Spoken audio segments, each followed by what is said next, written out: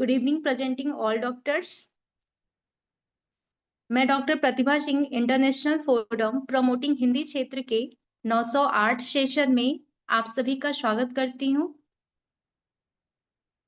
और आप सभी अवगत होंगे यह एक अंतर्राष्ट्रीय स्तर पर संस्था है। पिछले काफी समय से निरंतर इसका आयोजन किया जा रहा है और इसका हिंदी के अलावा इंग्लिश और मलयालम में भी आयोजन किया जाता है। इस प्रकार के कार्यक्रम का मुख्य उद्देश्य यह है होम्योपैथ क्षेत्र के पहचान और बहुत सारे इच्छुक लोगों के ज्ञान का साझा करना और सभी के बीच एक सद्भावना को प्रोत्साहित करना है। और आज के इस कार्यक्रम को हम आगे बढ़ाने से पहले डेली रूटीन को फॉलो करेंगे और 1 मिनट का मौन रखेंगे। ईश्वर से प्रार्थना करेंगे हमें वो सही मार्गदर्शन दे। धन्यवाद। मैं आप सभी का पुनः स्वागत करती हूँ। आज के मुख्य अतिथि वक्ता डॉक्टर विनय प्रताप सिंह जी हैं। Dr. Vinay Pratap Singh is a homeopath practitioner with a remarkable academic background. He completed his BHMS with honors, distinction in homeopath medica and practice of medicine 2015 to 2021, and later pursued his MD homeopath in case taking and repertory session 2022 to 2025 from the prestigious National Institute of Homeopath, Kolkata. With over 10 years of experience in patient care, Dr. Vinay Pratap Singh has successfully managed more than 10,000 cases during his undergraduate and postgraduate journey.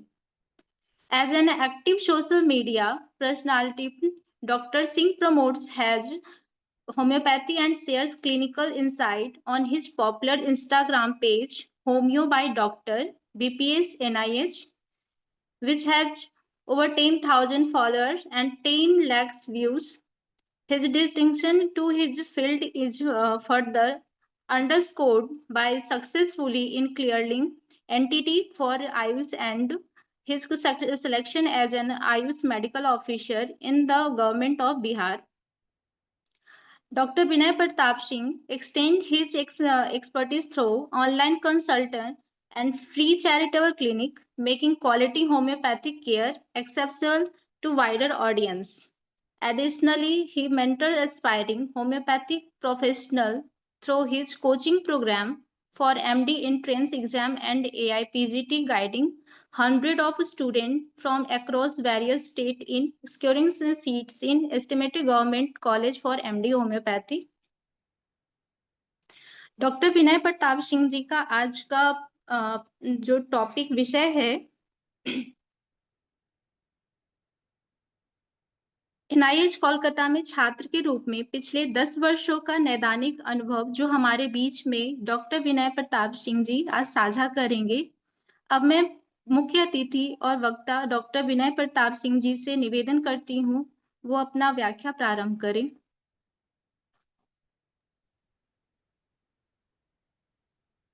Thank you Pratibha ji. Thank you sir. For these kind words about me, and thanks to the Sani sir for giving the opportunity. But without further delay, I want to proceed on my topic, that is my 10 years experience at NIH. How to share the slides? Can here share option is there, whether I should click on that? Yeah. And then now that you have to talk in Hindi because this is Hindi session. Oh, yes sir, Hindi में ही बोलूंगा। उसके बाद sir share में आप जाइए। जी गया। हाँ, वहां पर आप अपना पीपीटी को देखिए आपका क्या आया अभी आ रहा है sir, content only as background या नहीं आपके उसमें स्क्रीन अपने शेयर स्क्रीन कीजिए ना अपना ये। हाँ, अब तो आ गया। अच्छा आ गया। अब अपना पीपीटी को ओपन कीजिए।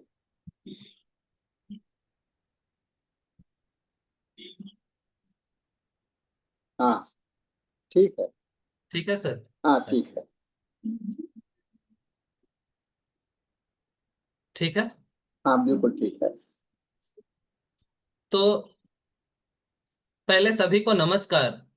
तो आज का टॉपिक हम शुरुआत करते हैं कि मेरे 10 साल का छात्र के रूप में अनुभव एनआईएच कोलकाता में। तो 10 साल का अनुभव 1 घंटे में शेयर करना तो बहुत मुश्किल काम था मेरे लिए, लेकिन मैं कुछ जरूर इंपॉर्टेंट चीजें और इंपॉर्टेंट कॉन्सेप्ट शेयर करूंगा जो हम लोगों ने सीखा है और जो हम लोग होम्योपैथी में यूज करते हैं पेशेंट को ठीक करने के लिए। तो चूंकि ये एनआईएच के 10 साल का मेरा एक्सपीरियंस है 2015 से 25, तो इसलिए मैं सबसे पहले एक थोड़ा सा इंट्रोडक्शन फ्यू मिनट्स का एनआईएच के बारे में देना चाहूंगा 1-2 मिनट में। ये एनआईएच का एकेडमिक बिल्डिंग है एनआईएच कोलकाता का। ये हॉस्पिटल बिल्डिंग है एनआईएच कोलकाता का। ये हैनीमैन स्टैचू है, metal Hahnemann statue, one of the world's biggest metal statue of Hahnemann, situated at NIH Kolkata. ये एनआईएच का हॉस्पिटल गेट है और ये वीडियो भी है, पता नहीं चलेगा कि नहीं, कोशिश करके देखता हूँ। 10-20 सेकंड का है। हाँ चलेगा चलेगा। इसमें आपका ऑडियो भी है। जी सर। आपने ऑडियो शेयर नहीं किया है ना? ऑडियो शेयर करेंगे तो ऑडियो भी आ जाएगा। वॉइस शेयर कीजिए। क्या शेयर करना है सर, समझे अ, नहीं। हमको लगता है कि फिर से अपलोड करना पड़ेगा तब। अच्छा सर, थोड़ा सा केवल विजुअल्स ही 10-20 सेकंड हाँ दे, ठीक है ठीक है। बाद में ऑडियो सुन लेंगे।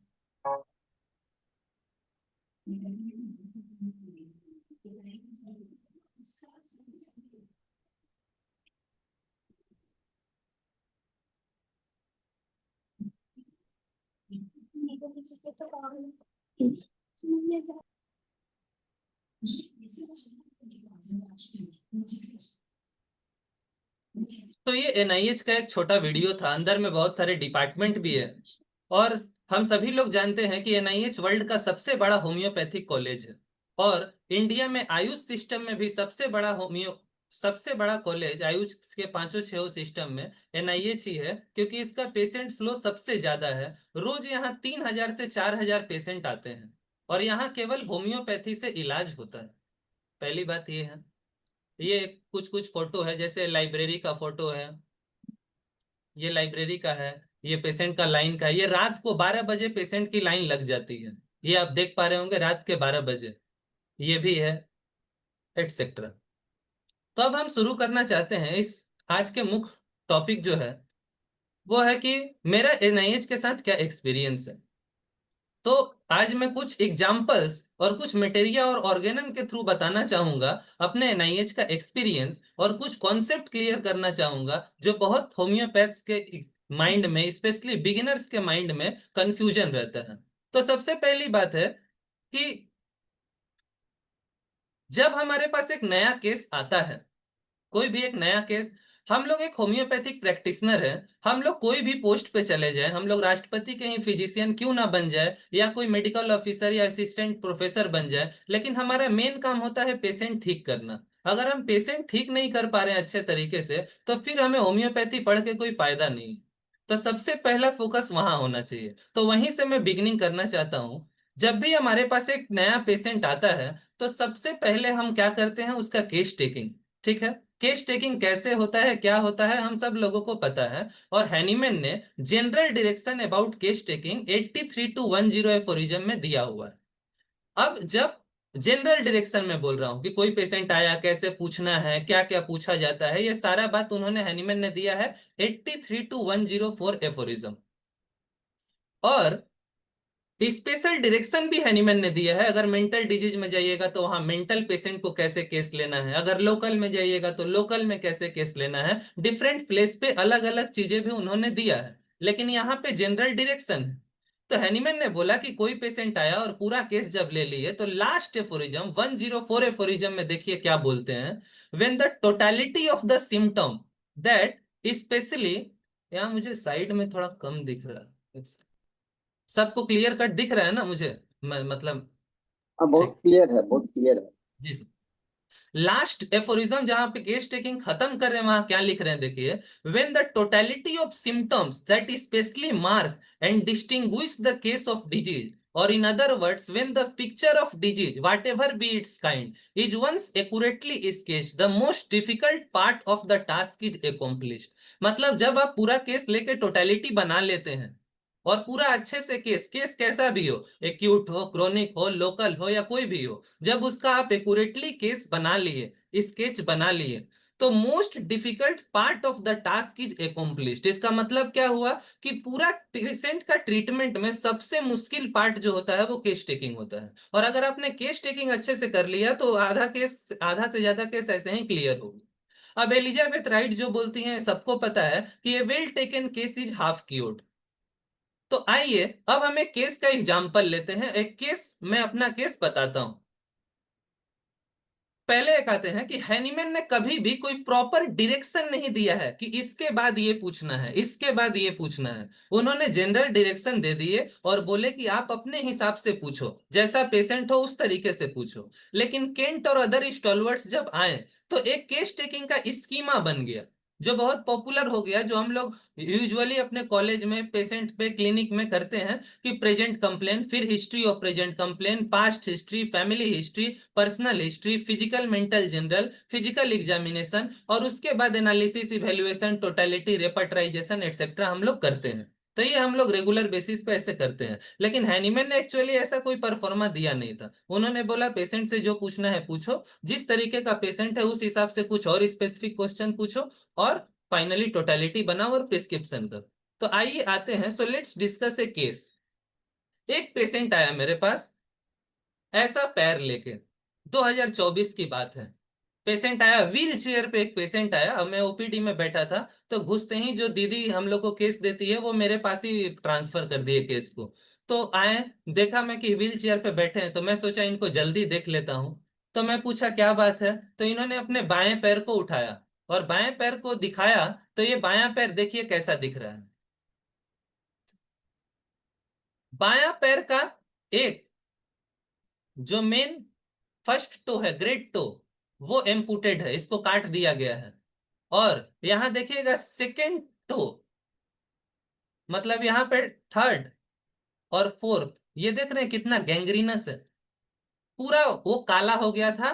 मैंने पूछा, मैं देख लिया ये गैंग्रीन है। और ये मैंने पूछा ये कब से हुआ, तो बोले कुछ महीनों से हो गया है। एक बार मैंने ऑपरेशन भी करवाया, पहले केवल अंगूठे में था, उसको काट दिया गया और उसके बाद ये ड्राई गैंग्रीन हो गया।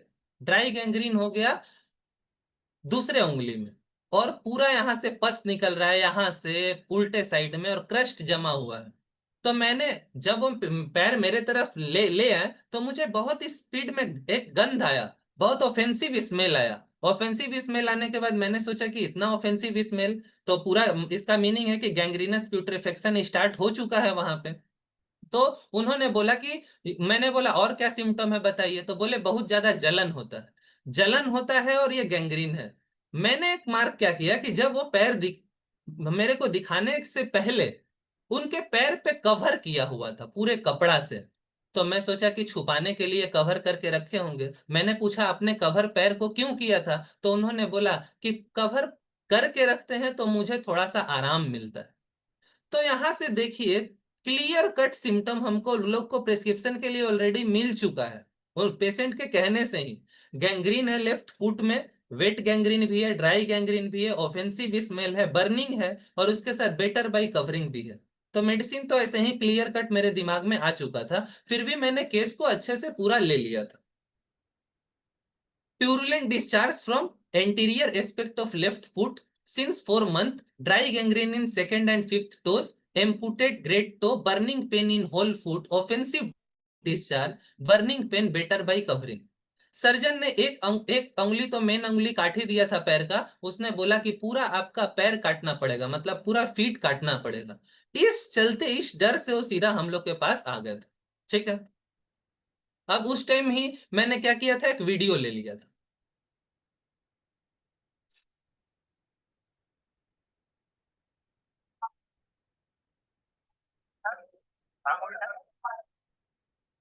ये वीडियो मैंने ले लिया था, इसमें मेरा आवाज भी है।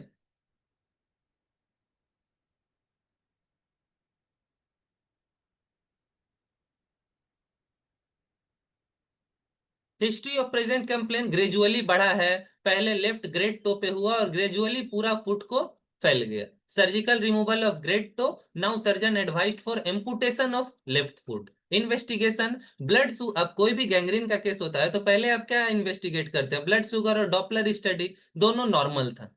पास्ट हिस्ट्री, फैमिली हिस्ट्री में उतना सिग्निफिकेंट कोई चीज नहीं था।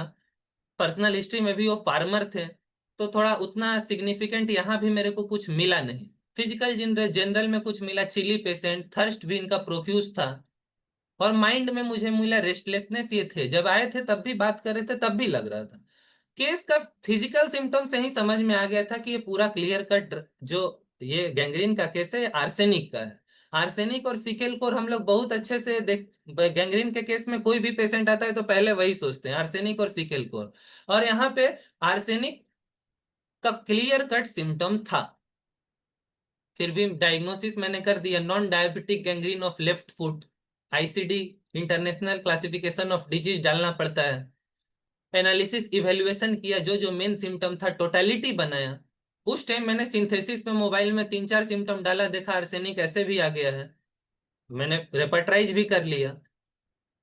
अब आर्सेनिक, अब क्या होता है अगर आप रेपर्टाइजेशन कर लेते हो या प्रिस्क्रिप्शन करने के जस्ट पहले आपको मेटेरिया मेडिका से भी कंसल्ट जरूर कर लेना चाहिए। तो मैंने मेटेरिया मेडिका में भी एक बार देख लिया, कंफर्म कर लिया। फिर भी Materia Medica Pura by Samuel Hahnemann क्या बोलते हैं? Old ulcer on the legs with burning and shooting pain, burning as from a live coal, cancerous ulcer which rendered it necessary to amputate the limb.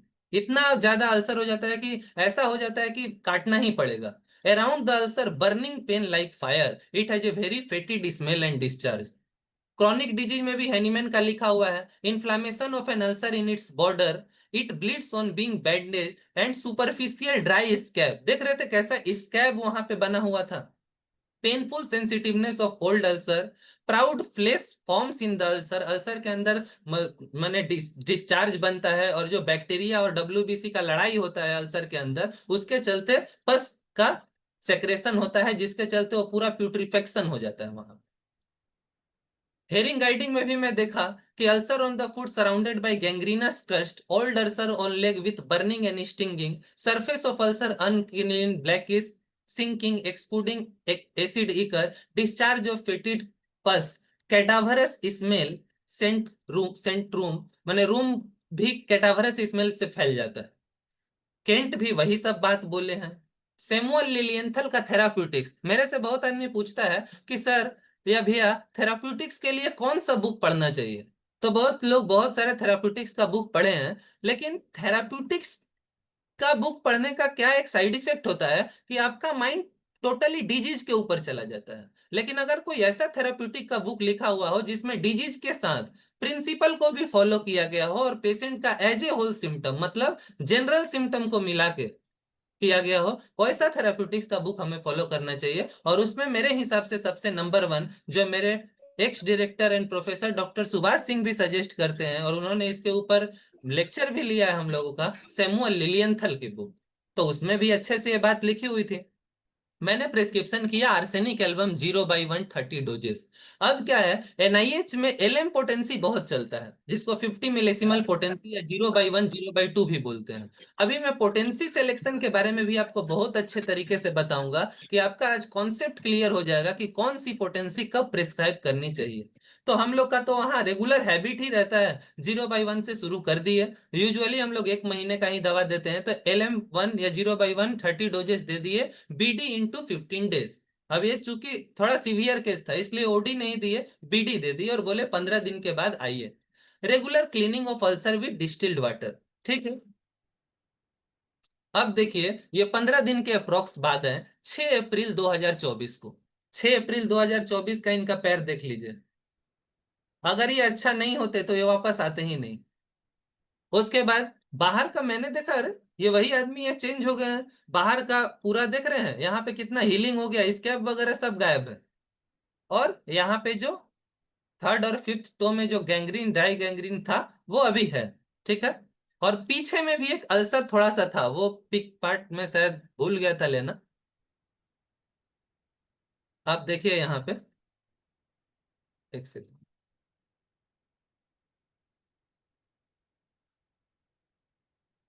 ये भी रहा।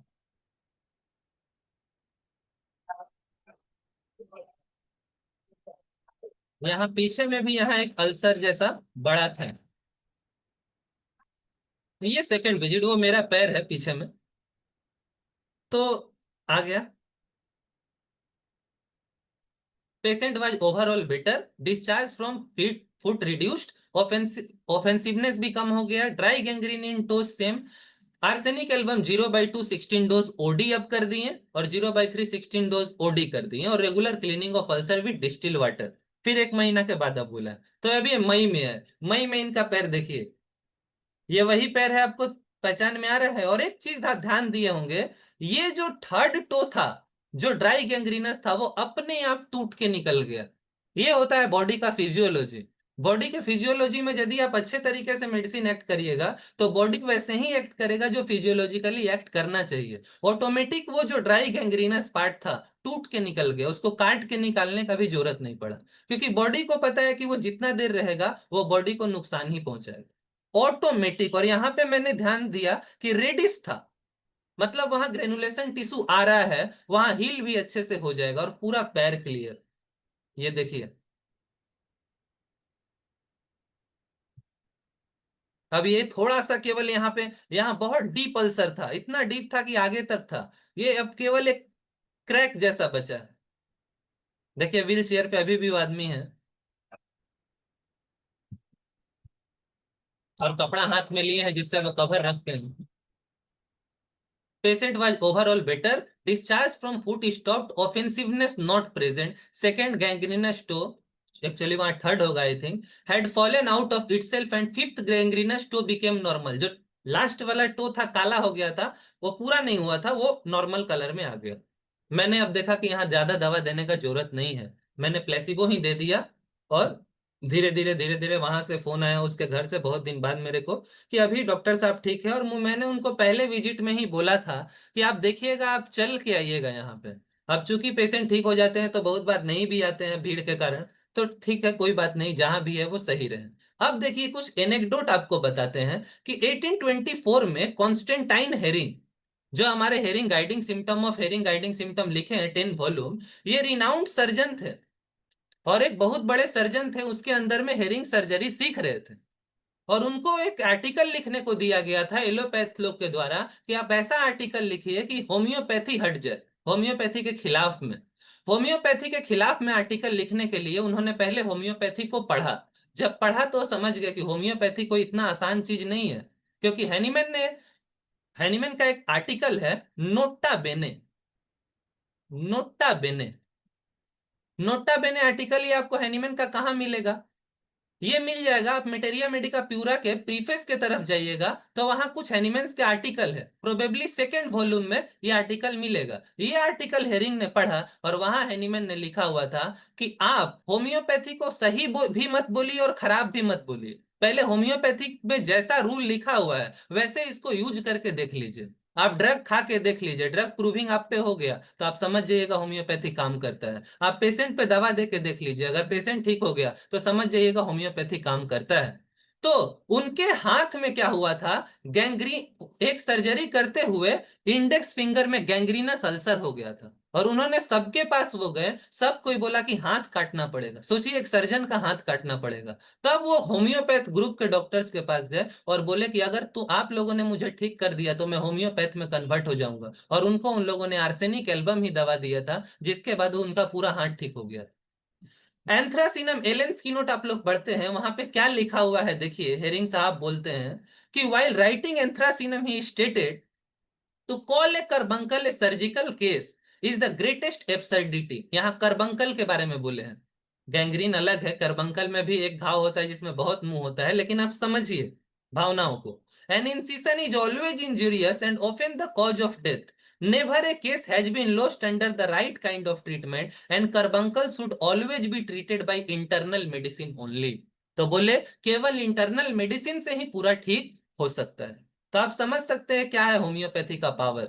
मुझे याद है जब मैं सेकंड बीएचएमएस में था तो मैं एनआईएच का आईपीडी, जहां पेशेंट भी एडमिट रहता है, मैं रोज शाम को 6 बजे कॉलेज खत्म होने के बाद अपने प्रोफेसर लोग के साथ जाता था पेशेंट का राउंड मारने। वहां पे एक पेशेंट रहती थी जिस पेशेंट के पैर में गैंग्रीन था, और ऐसा गैंग्रीन था कि आगे से पीछे, मतलब पैर एक है यहाँ पे, सपोज यहाँ पे पैर है, यहां से अल्सर पीछे तक अल्सर है, और रोज पैर में से कीड़ा निकलता था जिसको मैगोट्स बोलते हैं। और रोज हमारे पीजीटी सीनियर, और कभी कभी हम भी उसमें हाथ लगा देते थे, उस समय तो हम बीएचएमएस स्टूडेंट थे, और रोज उसमें से कीड़ा निकालते थे। इमेजिन करिए, कैलेंडुला वगैरह से धो के और कीड़ा निकाला जाता था रोज। और उस पे के पैर का ऐसा हाल था कि एलोपैथी डॉक्टर बोल दिए थे कि पूरा पैर काटना पड़ेगा, और उसके बेटे ने एनआईएच में एडमिट करके भाग गया और वापस देखने नहीं आ रहा था। उसको लगता था कि अब मेरी माँ बचेगी नहीं। और आप इमेजिन नहीं करिएगा, मैं 4 महीना तक हर दिन उसको शाम को जाके फॉलो अप उसका लिया, जिस दिन सर आते थे तब भी और नहीं आते थे तब भी, और 4 महीना के बाद वो लेडी चल के गई अपने पैर पे। तो ये है होम्योपैथी का पावर। तो ये एक केस था। अब आते हैं तो देखिए, अब एक आते हैं, अब एक टाइप का केस आता है। Now the problem happens when we do not get symptoms. बहुत सारे पेशेंट आते हैं या बहुत सारे लोगों का कंप्लेन होता है, सर ये तो पेशेंट ही नहीं, ये तो सिम्टम ही नहीं दे रहा है, मैं प्रेस्क्राइब कैसे करूं। हैनीमैन ने लोकल डिजीज में क्या बोला कि एक ऐसे डिजीजेस होते हैं लोकल डिजीज जिसमें एक या दो प्रोमिनेंट सिम्टम होता है या एक या दो चीफ सिम्टम होता है जो सारे सिम्टम को कवर करके रखता है। मतलब आप कुछ भी पूछिए वो केवल एक ही चीज बताएगा। पेट दर्द है तो पेट दर्द 20 साल से है, कुछ भी पूछिए, प्यास भूख ये वो सब बोलेगा सर ठीक है, सर ऐसे ही चल रहा था। अब आप सोचिएगा केवल एक ही चीज, तो इसको एनिमल ने बोला लोकल डिजीज। तो ऐसा केसेस बहुत कम होता है, लेकिन प्रॉब्लम क्या है, हम होम्योपैथ बहुत सारे टाइम पे क्या करते हैं, अपना आलसीपन के कारण केस अच्छे से नहीं लेते। पेशेंट आया, जो 2-4 लाइन बोल दिया, हमको हड़बड़ी रहता है, हमको कहीं जाना होता है, पेशेंट को टाइम देते नहीं है, पूरे प्रोसीजर से शुरू से लास्ट तक पूछते नहीं है, और जिसके चलते क्या होता है, हमको लगता है कि एक ही दो पेशेंट है। तो ये दोनों केस, एक ही दो सिम्टम है, ये दोनों केस अलग है। एक केस जिसमें एक ही दो सिम्टम है पूरा केस टेकिंग लेने के बाद, और एक केस जिसमें आपकी गलती के कारण आप एक दो सिम्टम ले पा रहे हैं। तो हर केस में पूरा सिम्टम लेना चाहिए। लेकिन अब आते हैं ऐसा केस जिसमें सिम्टम था ही नहीं, बहुत कम सिम्टम था। इन अब आते हैं एक ऐसा case. So let's begin with another case. Present complain, 16 अप्रैल 2024 को एक आदमी मेरे पास आया। मेरे पास नहीं आया था, एक इंटर्न के पास आया था, और उस समय मैं एमडी में था। तो आया इंटर्न के पास, इंटर्न ने पूरा केस लिया, मेरा जूनियर लेने के बाद उसको, इसका दिमाग काम नहीं कर रहा था तो मेरे पास लेके आया केस। तो क्या केस देखा मैं, कपड़ा उसने हटाया पेशेंट ने, तो देखिए क्या हाल है। ये पूरा,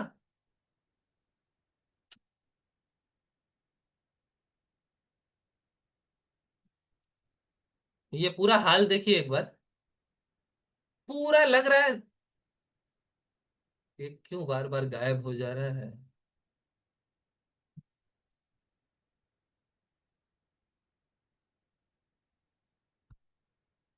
ये पूरा देखिए, लग रहा है कि मछली के जैसा स्केल है।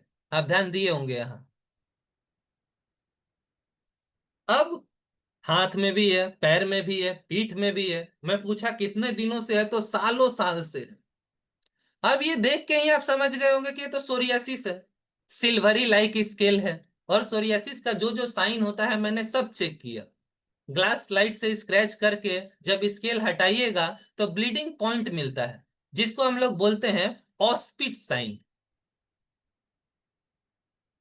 तो ये सब तो कॉमन सिम्टम है सोरियासिस का। सिल्वरी स्केल हो गया, ऑस्पिट साइन हो गया। Case history, 45-year-old male patient from Malda, West Bengal, attended the repertory OPD of the NIH Kolkata on 16/4/2014 to 24. Patient was having thick silvery scale on upper limb, back and lower limb since last 15 years. It started with right foot and covered the whole body. Itching of lesion was also present at some parts, and scratching of scale were leading to bleeding or spit sign. Several conventional treatment उसने ले लिया था. After full case taking, no such characteristic symptom were found in the patient. एक peculiar history क्या मिला कि इस patient को 20 साल के पहले ये सारा कंप्लेंट 15 साल के आसपास से था। मैं हमेशा एक चीज पे फोकस करता हूं और आप भी अपने केस टेकिंग में फोकस करिएगा, स्पेशली क्रॉनिक केस में, कि कोई पेशेंट आता है आपके पास कोई कंप्लेन लेके, तो आप उससे पूछते हैं कि ये बिगिनिंग कब से हुआ, शुरुआत कब से हुआ, तो वो पेशेंट बोलता है सर 3 साल पहले हुआ, 4 साल पहले हुआ। आपको उस पॉइंट को थोड़ा अच्छे से समझना है कि उसके पहले ऐसे पहले को पूछ सकते हैं, मतलब 4 साल पहले आप पूरा ठीक थे और 4 साल पहले आपको ये 4 साल बाद आपको ये सब दिक्कत आना शुरू हो गया, वो बोलेगा हाँ बहुत केसेस में। आप बोलिएगा 4 साल के ठीक पहले क्या हुआ था, 1 साल पहले, 2 साल पहले, 3 साल पहले, 4 साल पहले क्या इंसिडेंट हुआ था। आजकल का जो जेनजी का जमाना है वहां पे बहुत सारे केसेस में क्या मुझे मिल जाता है कि 5 साल, 6 साल, 4 साल से प्रॉब्लम है, उसके जस्ट पहले कोई मेंटल ट्रॉमा हुआ है, कोई डिसअपॉइंटमेंट इन लव हुआ है, कोई ग्रीफ हुआ है, कोई एंगर हुआ था, कोई सैडनेस हुआ है, कोई बहुत बड़ा चीज लॉस हो गया है, मदर फादर लॉस कर गए हैं, और उसके बाद ये कंप्लेन धीरे धीरे धीरे धीरे धीरे धीरे ग्रोथ कर दिया है। बहुत लोग ये बताना नहीं चाहते, लेकिन आप अगर इस पॉइंट को यदि क्लियर नहीं करते हैं और नहीं पूछते हैं, आपको ये पूछने के लिए किसी भी हद तक जाना पड़ सकता है। मैं तो ये भी बोल देता हूँ कि मुझे आपके लाइफ हिस्ट्री से कोई मतलब नहीं, मैं इसलिए पूछ रहा हूँ कि आपको दवा अच्छे से दे पाऊं। तो इसके केस में जब मैं पहले गया तो वहां पे मैं क्या देखा कि वो बोल रहे हैं कि 20 साल पहले के अराउंड में 5-6 बार टाइफॉइड हुआ है। अब टाइफॉइड हुआ है 5-6 बार, वो भी बहुत लोग वेग मैनर में बोलता है, हो सकता है शाम को उठा बुखार है उसको टाइफॉइड बोल दिया, नहीं फिर कंफर्म करिए टेस्ट किए थे, डॉक्टर ने टेस्ट करवाया था, तो बोला हाँ टेस्ट करवाया था। जब मैंने एनालिसिस एवेलुएशन केस टेकिंग करने के बाद देखा तो मैं देखा कि सारा तो एक कॉमन सिम्टम ऑफ सोरियासिस दे रहा है, पिकुलियर सिम्टम वो कहीं दिया ही नहीं मेरे को कि मैं उस चीज को पकड़ूं। अब मैंने प्रिस्क्रिप्शन इसका किया, क्या किया, हैनीमैन इन 153 एफोरिज्म क्या बोलते हैं कि हम लोग को कैरेक्टरिस्टिक सिम्टम पे प्रेस्क्राइब करना चाहिए, और यहाँ पे एक कैरेक्टरिस्टिक पॉइंट मुझे क्या मिला, रिकरेंट हिस्ट्री ऑफ टाइफॉइड, और बाकी सब कॉमन सिम्टम ऑफ सोरियासिस मिला। But the most important point, recurrent history of typhoid can not be ignored. तब मैं अपने टीचर से, सुभाष सिंह सर से, एलएम खान सर से, इन लोगों से सीखा था और सुना था और केस ठीक होते हुए भी देखा हूं, गोविंद गुप्ता सर, और मैंने खुद भी दिया हुआ है टाइफॉइडिनम। तो टाइफॉइडिनम के बारे में मैं जानता था कि रिकरेंट हिस्ट्री ऑफ टाइफॉइड है, और अगर बहुत दवा खा चुका है काम नहीं कर रहा है तो ऐसे केसेस में एक बार जरूर ये देना चाहिए, क्योंकि मेरे पास और कोई उपाय नहीं था। और हैनीमैन लोकल डिजीज में बोलते हैं कि जो मिले उसी पे दीजिए, और उसके बाद केस और क्लियर होगा, और हो सकता है कोई और टोटलिटी दे और दूसरा मेडिसिन हम लोग सेलेक्ट कर पाए। जिस कंडीशन को उन्होंने बोला है स्टेटस मोरबाई, हर जब पेशेंट आएगा फॉलोअप में जो सिम्टम देगा उसको स्टेटस मोरबाई बोलते हैं, और उसके बेसिस पे प्रिस्क्रिप्शन करना चाहिए। तो एक रेकवेक का मेटेरिया मेडिका है, रेकवेक का दवा तो हम लोग बहुत खाते हैं और बोलते हैं जर्मन का दवा है, महंगा महंगा खरीदते हैं, उनका एक मेटेरिया मेडिका है, और उसके मेटेरिया मेडिका में बहुत सारे रेयर ड्रग भी हैं जिसमें टाइफॉइडिनम है, और टाइफॉइडिनम और पैराटाइफॉइडिनम दोनों उन्होंने साथ में दे दिया है। He said that should always be used when earlier intestinal infection और acute inflammatory fever typhoid are found in medical history. तो मुझे कुछ उस टाइम सूझ भी नहीं रहा था, और चूंकि नोसोड सार्कोड जब देते हैं तो एकदम लो पोटेंसी में नहीं दिया जाता है, उसको थोड़ा सा हाई पोटेंसी में दिया जाता है, लेकिन हाई पोटेंसी मिले, अवेलेबिलिटी हो, शायद आप लोग में से बहुत सारे के क्लिनिक पे दवा होगा ही नहीं। तो एनआईएच में चूंकि हजारों हजार दवाई है तो वहां था, तो मैंने पता किया फोन करके फार्मेसी में, तो उसने बोला 200 एक डोज है मेरे पास, 200 है सॉरी, तो मैंने 200 एक डोज उनको अप्रैल में दे दिया, और प्लेसिबो 30 डोज दे दिया ओडी इंटू 30 डेज। एनआईएच में हम लोग का आदत है कि क्रॉनिक केस में स्पेशली हम लोग 1-2 डोज ही देते हैं, एकदम मिनिमम डोज। यहाँ भी लोग गलती करते हैं कि डोज पे डोज, डोज पे डोज दिए जाते हैं, पेशेंट ठीक हो ना हो, आप तो एक आर्टिफिशियल डिजीज प्रोड्यूस कर रहे हैं। हैनीमैन ऑर्गेनन में लिखते हैं कि होम्योपैथी मेडिसिन का side effect even more greater than allopathic medicine, so you have to understand when to prescribe what and when to repeat or not. अब देखिए ये आदमी आए 24/5 को, लगभग 1 महीना के बाद आए होंगे। वो कब किए थे हम लोग प्रिस्क्रिप्शन, 16/4 को, 24/5 को आए। अब ये देखिए स्केल थोड़ा सा व्हाइटिश जैसा हुआ है, मतलब लगा है कि घास दिया गया है, देख रहे हैं, लेकिन जहां था वहां है, फिर भी मतलब आपका दवा काम करना शुरू किया है। आप कभी भी ऑर्गेनन में एफोरिज्म जहां से रिपीटिशन ऑफ डोजेस शुरू होता है 246 एफोरिज्म उठा के देखिएगा, तो वहां पे हैनीमैन लिखते हैं कि जो भी मेडिसिन आप प्रिस्क्राइब करिए मिनिमम डोज सिंगल डोज में, और उसके बाद जब तक उस मेडिसिन का एक्शन है, इंप्रूवमेंट है, ना ही वो मेडिसिन रिपीट करिए और ना ही कोई दूसरा मेडिसिन रिपीट करिए। उससे क्या होगा, उस मेडिसिन का एक्शन खराब हो जाएगा। अगर आप ड्रोसेरा मेटेरिया मेडिका प्यूरा देखिएगा और ड्रोसेरा का लाइन एलेन स्किनोट का लास्ट लाइन देखिए, वहां हैनीमैन 2 लाइन लिखते हैं कि परटूसिस है, हुपिंग कफ है और ड्रोसेरा का सिम्टम है, 1 डोज दे दिए, अब आपको रिपीट करने का जरूरत नहीं है, वो ऑटोमेटिक 5 दिन 6 दिन 7 दिन में ठीक हो जाएगा। अगर आप रिपीट करते हैं तो आप और खराबी कर सकते हैं। हमने रिपीट नहीं किया, प्लेसिबो दिया। ये देखिए जून का पिक्चर। मैं भी शॉक था इस पेशेंट के केस को देख के, क्योंकि ऐसे ऐसे चीजें होती हैं तब पता चलता है। हम लोग इसी डाउट में रहते हैं कि होम्योपैथी काम करता है कि नहीं, और बहुत लोग होम्योपैथी काम करता है इसको लेके लाखों लाख रुपया कमा चुके हैं और लाखों पेशेंट को ठीक कर चुके हैं। तो पहला तो माइंड से ये हटाना है काम करता है कि नहीं। डेफिनेटली काम करता है, और करता है तभी एनआईएच जैसे कॉलेज को भारत सरकार एवरी ईयर 100 से 150 करोड़ रुपए देती है। अगर काम नहीं करता तो कोई भी सरकार देती। पेशेंट का स्केल रिड्यूस हो गया, लीजन क्लियर होने लगा, फिर प्लेसिबो में 2 महीने के लिए इसको दे दिया। ये सीधा सितंबर में, और ये देखिए पिक्चर।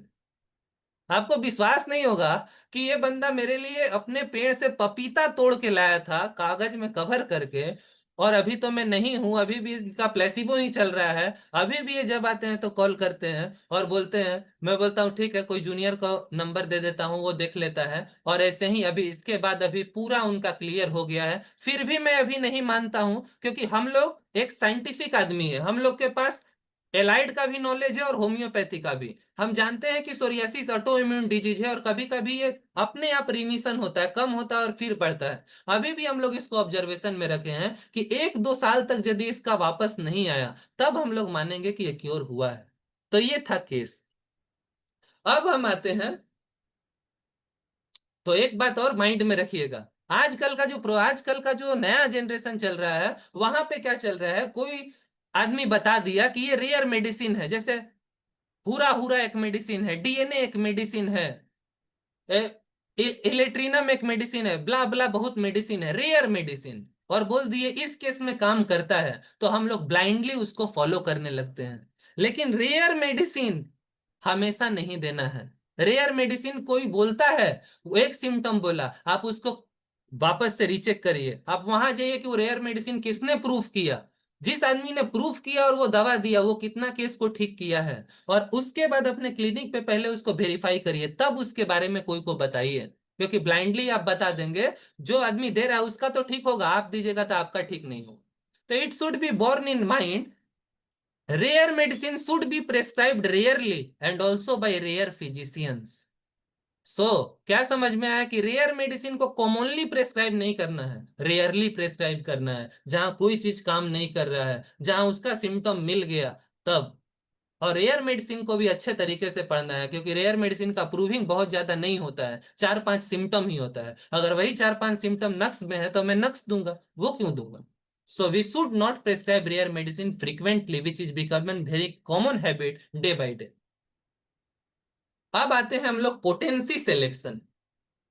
पोटेंसी सिलेक्शन के बारे में मैं आज डिस्कस करना चाहता हूं बहुत खुल के, क्योंकि ये एक ऐसा चीज है जहां पे बहुत लोग बहुत बड़े कंफ्यूजन में रहते हैं, हम भी रहते थे। लेकिन सबसे कंफ्यूजन तो तब तक क्लियर नहीं होगा जब तक पेशेंट आपके सामने नहीं आएगा और केस नहीं लीजिएगा, तब तक समझ नहीं आएगा क्या पोटेंसी देना है। लेकिन पोटेंसी के बारे में कॉन्सेप्ट माइंड में क्लियर रहेगा तो कभी भी आप गलत डायरेक्शन में सोचिएगा नहीं।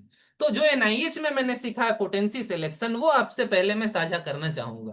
पहला बात क्या है कि पोटेंसी, हैनीमैन ने कौन कौन सी पोटेंसी दी थी। हैनीमैन ने 2 पोटेंसी दी थी, सेंटेसिमल पोटेंसी जिसको हम लोग डिनोट करते हैं सी से, 30C, 200C एटसेट्रा, और 50 मिलेसिमल पोटेंसी जिसको हम लोग डिनोट करते हैं 0/1, 0/2 या LM1, LM2, लाइक दैट। ठीक है। जो डेसिमल स्केल है वो हेरिंग ने दिया था, जिसको 1x, 2x, 3x करते हैं। और जो अभी बहुत सारा चीज है, लेकिन अभी मैं क्या बोलूं, हैनीमैन के ऊपर पहले बात करते हैं, सेंटेसिमल और 50 मिलेसिमल। तो पहले आते हैं कि सेंटेसिमल पोटेंसी, जो हम लोग सबके क्लिनिक पे रहता है, सब कोई हम लोग यूज करते हैं, खरीदते हैं, और एसबीएल का मेडिसिन तो घर घर तक मिल जाता है, हेप्को का मेडिसिन कहीं कहीं मिलता है, और स्वाबे और रेकवेक का मेडिसिन भी मिल जाता है। तो हैनीमैन, पहली बात आपको समझने की जरूरत है कि जब हम लोग थ्योरी में पढ़ते हैं कि ड्रग डायनामाइजेशन किस एडिशन ऑफ ऑर्गेनन में आया, तो 5th एडिशन ऑफ ऑर्गेनन में ड्रग डायनामाइजेशन आया। तो ड्रग डायनामाइजेशन का कॉन्सेप्ट 5th एडिशन में हैनीमैन ने दिया, जहां पे उन्होंने प्रॉपर तरीके से सेंटेसिमल पोटेंसी को यूज करने का एडवोकेट किया और बताया। तो Hahnemann in 5th edition of organon of medicine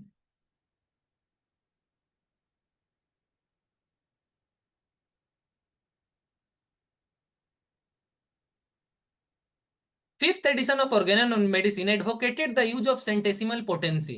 The fifth edition is most followed edition of Organon of Medicine by homeopathic physician. It is denoted by C, 3C, 6C, 30C, 200C, 1000C, 1M, 10M, 50M, CM. सब जानते हैं हम लोग। Hahnemann 30 को क्या बोलते थे?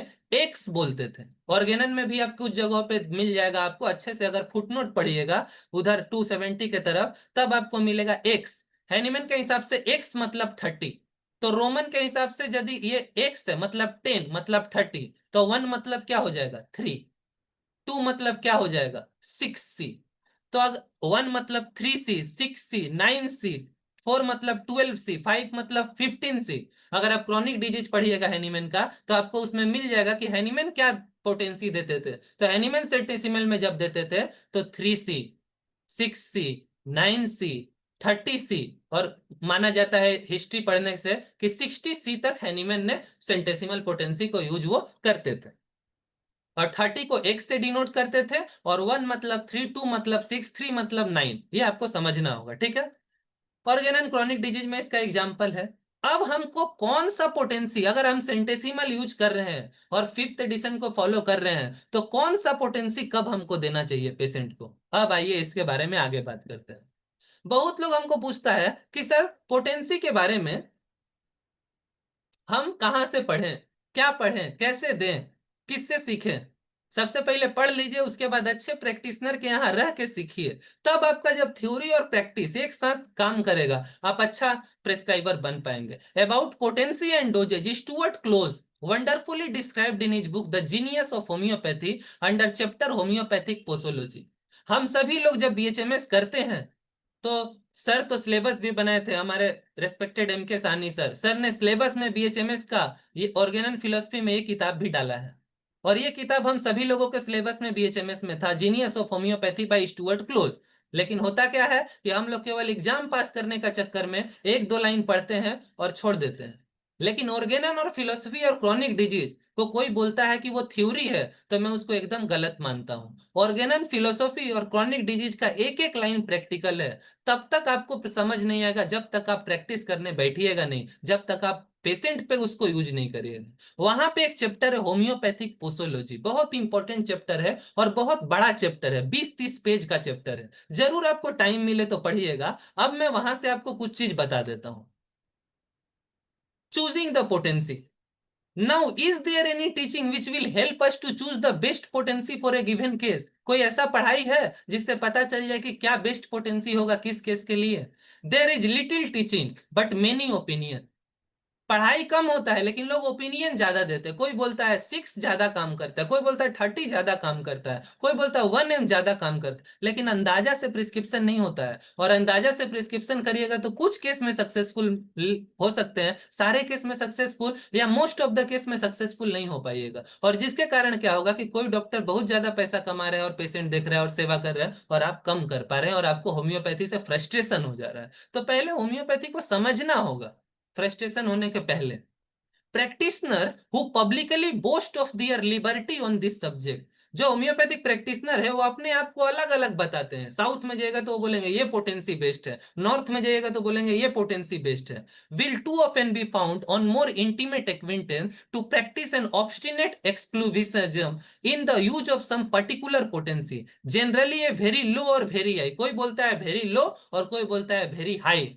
and too harshly criticize those who differ with them. और आप यदि बोल दिए नहीं सर ये पोटेंसी ज्यादा काम करता है, तो तुमको पता है कि क्या करता है, तुम्हारा एक्सपीरियंस ही कितना है, तो पहले आपको समझना होगा. This is unfortunate because such practitioners undoubtedly deprive themselves and their patient of many agents of cure which are easily within their reach.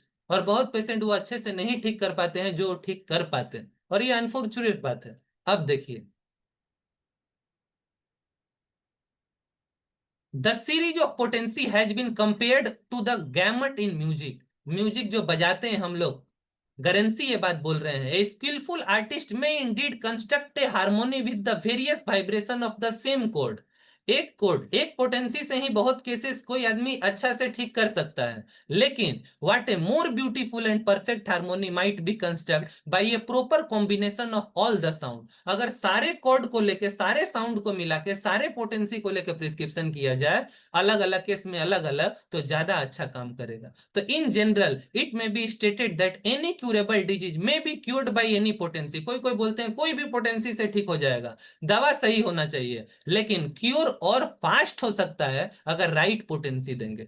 अब देखिए 5 चीज बोले हैं स्टुअर्ट क्लोज ने. susceptibility of patient, seat of the disease, nature and intensity of disease, stage and duration of disease and previous treatment of disease. तो इसके बारे में आप बुक में पढ़ लीजिएगा, आपको मैं मेन चीज है वो मैं बता रहा हूं. डॉक्टर झार के बारे में हम सब लोग जानते हैं. अगर हैनीमैन का कोई सबसे बड़ा फॉलोअर था तो 2 आदमी था.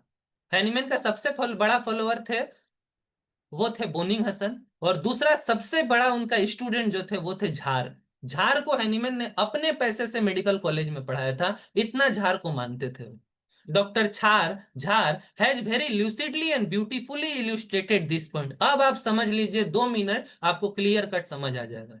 ही remarks an essential difference between the action of low and high potency. ये डिफरेंस बताएं कि लो पोटेंसी कब यूज करना है और हाई कब यूज करना है, which consist not in their strength और weakness but in the development of peculiarities of remedy as we rise in the scale of potency.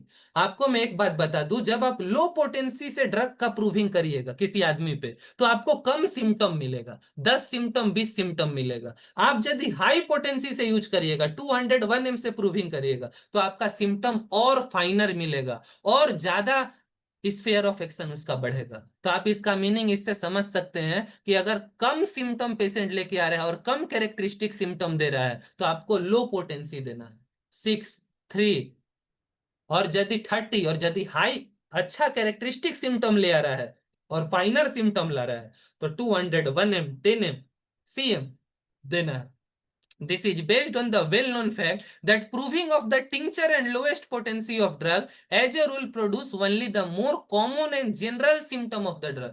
General का मैंने ये मत समझ लीजिएगा केंट वाला जनरल, केंट का मेंटल जनरल का बात नहीं कर रहे हैं, ये हैनीमैन का जनरल सिम्टम का बात कर रहे हैं, जो कॉमन होता है, जो सब में होता है.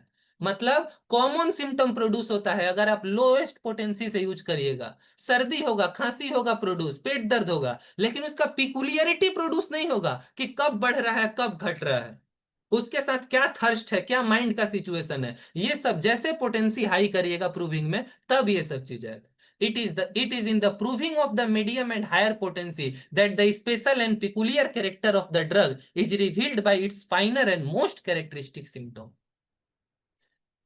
झार बोल रहे हैं कि डाइल्यूट करने से और सकसन करने से ड्रग स्ट्रॉन्गर और वीकर नहीं होता है, उसका जो पिकुलियरिटी होता है वो मोर एंड मोर डेवलप होता है, उसका एक्शन और इनलार्ज होता है. तो अब ये 2 पीला वाला केवल पढ़ लीजिए, आप समझ जाएंगे मेन बात. इन ए गिवन केस वेयर द झार लिखे, झार कितना बड़े डॉक्टर झार हैं आप इमेजिन नहीं कर सकते हैं. मतलब मैं उन लोगों को बोल रहा हूं जो झार के बारे में नहीं पढ़े हैं, एक बार झार को पढ़ के देखिए और उनका प्रिस्क्रिप्शन देखिए, उनको क्रिटिसाइज करने के पहले. In a given case where the symptom are not clearly developed and there is an absence or scarcity of characteristic feature, or where 2 or 3 remedies seem but about equally indicated, susceptibility and reaction may be regarded as low. वहां susceptibility low है, वहां symptom कम है, वहां characteristic symptom नहीं है, वहां पे low potency देना है. जैसे 3rd, 12 ये सब potency, माने 3C, 12C, 6C ये सब potency. But when the most symptom of a case clearly indicate one remedy whose characteristic symptom correspond closely to characteristic symptom of case, we give the high potency 30, 200,000 or higher. ये depend करता है according to the prescriber degree of confidence. जब आपको degree of confidence patient पे आ जाएगा तब आप high potency दीजिएगा। तो ये है, उसको हम अपने लैंग्वेज में समझ ले कि we may slightly modify Jahr's advice by suggesting the clearer and more positively the finer more peculiar and more characteristic symptom of the remedy appear in a case, the higher the degree of susceptibility and higher the potency. जितना ज्यादा symptom patient का drug के साथ मिलेगा और characteristic symptom मिलेगा high potency, non characteristic symptom मिलेगा, common symptom मिलेगा और कम सिम्टम रहेगा वहां पे लो पोटेंसी। जब एडवांस पैथोलॉजी का केस आता है तो वहां पे सिम्टम केवल पैथोलॉजिकल मिलता है, कम मिलता है, फाइनर सिम्टम, जनरल सिम्टम, पिकुलियर नहीं मिलता है, वहां पे लो पोटेंसी देना चाहिए। और जब फाइनर सिम्टम मिलते हैं तब वहां पे हाई पोटेंसी देना चाहिए।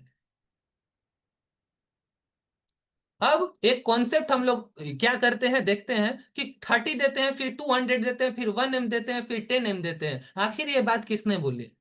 हैनीमैन का किसी भी राइटिंग में मैंने खुद नहीं पढ़ा है, उनका लेसर राइटिंग में भी मैंने देखा है, मेटेरिया मेडिका प्यूरा क्रॉनिक डिजीज और ओरेगन भी देखा है, वहां कहीं हैनीमैन ने तो नहीं बोला कि आप 30 दीजिए फिर 200 दीजिए। हैनीमैन को तो मैंने देखा कि 3C, 6C, 9C, 30C ऐसे देते हुए।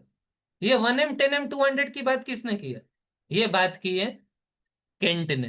केंट आए और केंट ने एक आर्टिकल लिखा सीरीज इन डिग्री। ये केंट का लेसर राइटिंग का एक किताब है। लेसर राइटिंग का मीनिंग होता है वो राइटिंग जो कोई प्रॉपर बुक में नहीं पब्लिश है और छोटा छोटा बात आप लिखते जाते हैं, उसको कलेक्ट करके एक बुक फॉर्म में बना दिया गया है। उसमें एक चैप्टर है सीरीज इन डिग्री। जब उस चैप्टर में आप जाइएगा तो वहां वो बोले हैं in especially in chronic cases after long observation in the range of potencies going up and going down, I have settled upon the octaves in the series. Octaves मतलब होता है 8, 30, 200, 1 m, 10 m, 50 m, cm, dm and mm। बोले मैंने ऐसे देके देखा है, जब नीचे से ऊपर जाते हैं तो पेशेंट बहुत बहुत दिन तक इंप्रूव होता है और ठीक हो जाता है। पेशेंट देखिए क्या बोलते हैं, it is not an uncommon recital in the record that the patient continues to improve on single potency, each potency for 3 or 4 months। वो खुद बोले कि एक पोटेंसी से पेशेंट 3-4 महीने तक अच्छा रहता है। देखिए मैंने एक डोज टाइफोडिनम दिया और कितना दिन तक अच्छा रहा। हमने देखा अपने टीचर लोग को कि एक डोज 1 m का दे दिए, 200 का दे दिए क्रॉनिक केस में, और 6-6 महीना तक प्लेसिबो चल रहा है। तो ये होम्योपैथी का पिकुलियरिटी है, ये होम्योपैथी का आर्ट है जो हम लोग मिस कर जाते हैं। उसको फॉलो नहीं करने के चक्कर में हम सोचते हैं क्या इतना कम मेडिसिन काम करेगा। तो एक बार वो आर्टिकल पढ़िए, नोटा बेने हैनीमैन बोल रहे हैं एक बार करके तो देखो। अब आते हैं 50 मिलीसिमल पोटेंसी। मेरे पास कुछ टाइम है कि नहीं है, शायद लग रहा है खत्म होने वाला है। हाँ, टाइम खत्म होने वाला है, 5 मिनट है। आप सर बस 2 से 3 मिनट में मेरा लेक्चर खत्म हो। Okay okay. अब आते हैं हम लोग 50 मिलीसिमल पोटेंसी। सेंटेसिमल का कॉन्सेप्ट समझ गए, कम सिम्टम मैच हो रहा है, कम कैरेक्टरिस्टिक मैच हो रहा है, लो पोटेंसी, ज्यादा मैच हो रहा है हाई पोटेंसी। अब टोटल अलग सिस्टम 50 मिलीसिमल। 6th एडिशन जब हैनीमैन ने लिखा, हैनीमैन मरे कब? 1843 में, और 1842 में इन्होंने 6th एडिशन पब्लिश माने कंप्लीट करके प्रेस के पास भेज दिया था, बट वो पब्लिश नहीं हो पाया और वो मर गए। मरने के बाद उनकी वाइफ ने उसको दबा के रखा कि और ज्यादा पैसा भी मिलेगा और ये सब कारण था। वाइफ भी मर गई तब भी पब्लिश नहीं हुआ, और फाइनली बोरिक और रिचर्ड हेल और बहुत सारे डॉक्टर मिलके $10,000 खर्च करके और फाइनली 1921 में, मतलब 78 years after death of Hahnemann, ये बुक पब्लिश हुई। इस बुक में एक मेजर चीज क्या मिला? 50 मिलीसिमल पोटेंसी। इसको हैनीमैन ने अपने लैंग्वेज में बोला रिन्यूड डायनामाइजेशन, जो ऑर्गेनन में लिखा है, या new Altered but perfected method. Hahnemann ने इसको परफेक्ट मेथड बोला। बहुत सारे लोग अभी भी इस पोटेंसी के बारे में जानते नहीं, इवन बहुत सारे होम्योपैथ जानते ही नहीं है कि क्या चीज है ये। पियरे स्मिथ ने इसको 50 मिलीसिमल पोटेंसी बोला, और रुडोल्फ फ्लरी, एक रुडोल्फ फ्लरी थे, वो इस पोटेंसी को क्यू पोटेंसी भी बोलते हैं, और इनको बोला जाता है रीडिस्कवर्ड दिस पोटेंसी। पब्लिश तो 1921 में हो गया था, लेकिन सबके समझ से बाहर था कि ये क्या पोटेंसी है। कोई लोग बोल रहे थे कि कहीं ये वो मतलब जो हैनीमैन की वाइफ है उसने तो नहीं घुसा दिया है जानबूझकर, लेकिन नहीं, इस पे फिर रिसर्च होना शुरू हुआ। एक एडलर एंड एडलर थे, वो क्या किए कि हैनीमैन के प्रिस्क्रिप्शन को रिसर्च किए कि हैनीमैन खुद एलएम पोटेंसी देते थे कि नहीं देते थे। उन्होंने हैनीमैन के लास्ट डेज में 1843 में हैनीमैन मरे थे ना, और 1833 में 5th एडिशन पब्लिश हुआ था। 5th एडिशन तक वो सेंटेसिमल की बात किए। धीरे धीरे वो डिस्कवर करना शुरू किए 10 साल के गैप में 50 मिलीसिमल पोटेंसी। तो हैनीमैन के प्रिस्क्रिप्शन को खोजा गया। एक डॉक्टर थे एडलर एंड एडलर, दो भाई थे। उन लोगों ने रॉबर्ट स्टुटगर्ट म्यूजियम है वहां पे जाके हैनीमैन के केस रिकॉर्ड को देखा, तो 1837 से 1843 लास्ट के 6-7 साल जो है वहां पे हैनीमैन के प्रिस्क्रिप्शन में देखा कि कितना उन्होंने प्रिस्क्रिप्शन किया है। ये देखिए कितना उन्होंने पोटेंसी एलएम पोटेंसी दिया है, 1000 और 800 1800 केस इन्होंने देखा कि एलएम पोटेंसी का हैनीमैन ने खुद प्रेस्क्राइब किया है। एक और रिसर्च आया कि कौन कौन सा मेडिसिन हैनीमैन ने सबसे ज्यादा दिया था। जब रिसर्च किया गया एलएम पोटेंसी, ये देखिए हीपर सल्फ 142 पेशेंट को, कैलकेरिया कार्ब 55 पेशेंट को, बेलाडोना 89 पेशेंट को, सल्फर 1266 पेशेंट को। हम लोग देखते हैं ना कि बहुत सारा केस में टोटलिटी के बाद सल्फर आता है। क्यों आता है अब समझ आया? जब हैनीमैन को ही 2500 केस में 1200 केस सल्फर का दिख रहा है, तो हमें क्यों नहीं दिखेगा? जब वही सल्फर वो 60 पेज में लिखते हैं और इतना बड़ा स्फीयर ऑफ एक्शन है, तो क्यों नहीं दिखेगा?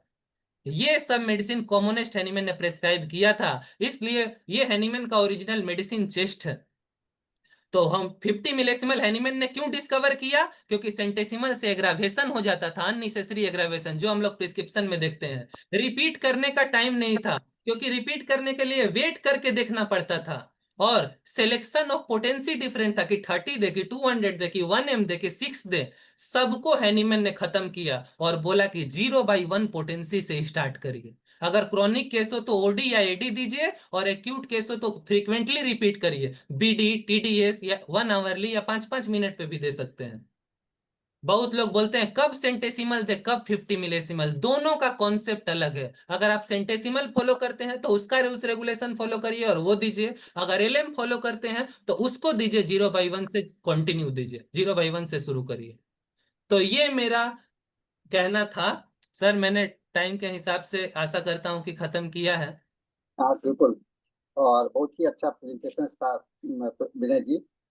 मुझे लगता है जितने भी रिमार्क्स आ रहे हैं सभी कह रहे हैं कि एक्सीलेंट प्रेजेंटेशन, और मैं भी इस बात से सहमत हूँ कि आपका प्रेजेंटेशन बहुत ही एक्सीलेंट है, और आपके अंडरस्टैंडिंग जो है तो होम्योपैथी के प्रति बहुत ही अच्छा है।